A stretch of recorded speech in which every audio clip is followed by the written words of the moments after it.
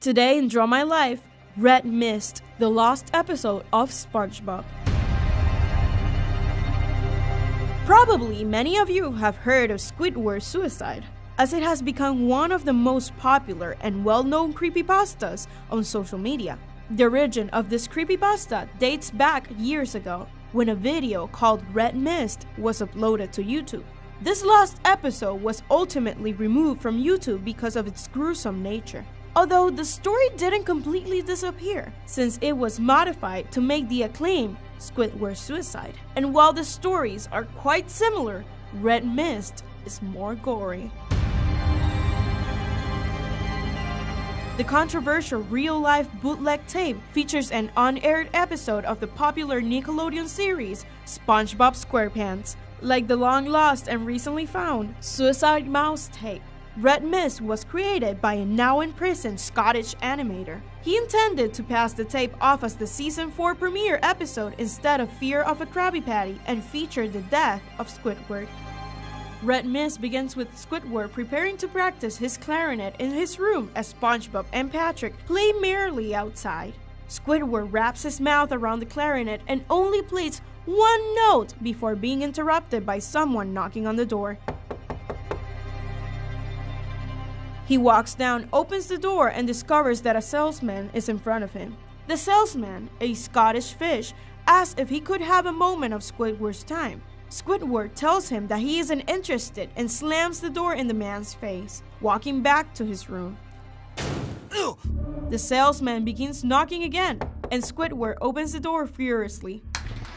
The salesman, looking very upset, tells Squidward that the red mist is coming and walks off, confusing Squidward. Then he walks back to his room and finally starts playing the clarinet. After performing several off-key notes, SpongeBob and Patrick begin laughing outside, interrupting Squidward once again. Squidward walks over to the window and shouts at the two, telling them to shut up as he needs to practice for a concert he'll be soon performing at. SpongeBob and Patrick both apologize tearfully and head back to their respective homes. Squidward, unsure of himself, begins playing his clarinet again, this time uninterrupted. The scene then fades to red over 12 seconds, and perhaps by a glitch, the same scene repeats itself one more time, which is somewhat common in rough animation. However, this time Squidward's eyes have been replaced with new and realistic eyes with red pupils, clearly not completely real, but more real than CGI. The audio is also completely absent from this scene, except for occasional clicks heard on the background. After this scene, we see the same red eyes, but this time Squidward is playing his clarinet at the theater. The frames in the animation skip every 4 seconds, but the sound remains synced. After an unruly performance of the song, he dubbed Red Mist. SpongeBob and Patrick are seen in the crowd booing Squidward, very unusual of them.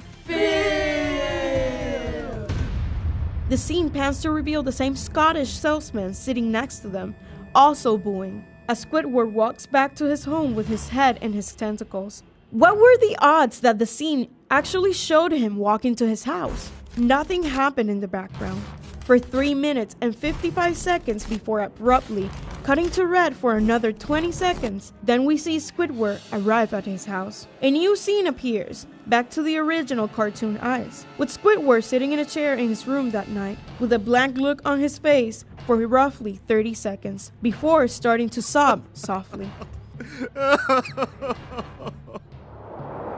The sound of slight breeze through the forest is heard in the background. Then the camera begins to mildly zoom in on Squidward's face. He starts sobbing very loudly, as the screen twitches in on itself briefly. The salesman's laugh can also be heard echoing in the background. After another 30 seconds, the screen blurs and twitches violently, and a single frame flashes over the screen. Upon pausing it on that exact frame, we see a real-life photo of a deceased 6-year-old boy laying in the forest in his underwear, whose face has been mangled, his eyes popped, and his stomach cut open with entrails laying beside him. Next to him, the shadow of the cameraman on the floor. After this photograph is shown, it cuts back to Squidward sobbing, much louder than before, with what appears to be blood running from his eyes instead of tears, and the sound of the salesman is still heard. The sound of the wind in the forest is also played at a much louder volume, but with the sound of branches snapping and the screams of the young boy. After 20 more seconds, another single frame appears. This time, an 8-year-old girl in the forest laying on her stomach in a pool of blood, with her back cut open and entrails piled on top. The shadow of the cameraman is also visible.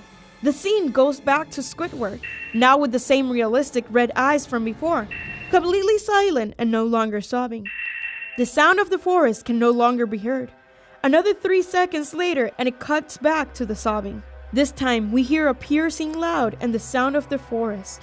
The screams of both the young boy and the young girl can be heard mixed as the song Amazing Grace is played with the clarinet and bagpipes. During this, a few frames in black and white of the boy from the first photograph laying on the woods.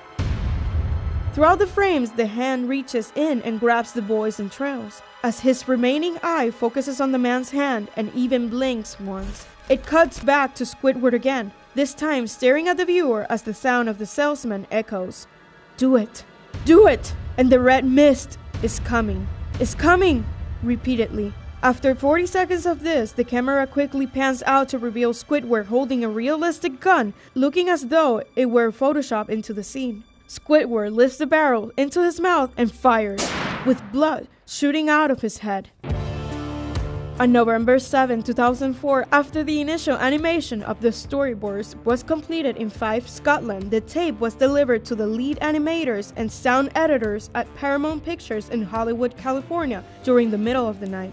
The tape got to the editing room, where it was watched by many animators and editors, as well as 2 16-year-old interns. The tape, which was supposed to feature the rough cut of Season 4 premiere, Fear of a Krabby Patty, instead it began with the title card using the name Red Mist. While thrown off at first, the animators continued watching, discovering the tape had been heavily tampered as some sort of dark joke. Days after, 4 animators were sent to the hospital, while 1 editor retired and 1 intern committed suicide. The tape was sent to the police, who determined that it had been made by Andrew Skinner, a disgruntled animator from Scotland. He has now been charged with 9 counts of murder, including the murder of the 2 children seen on the tape.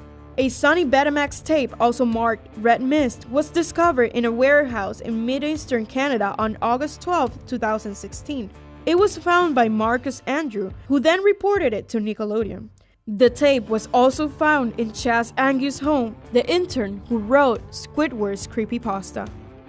Did you like the story? What do you think? Is it real or is it fake?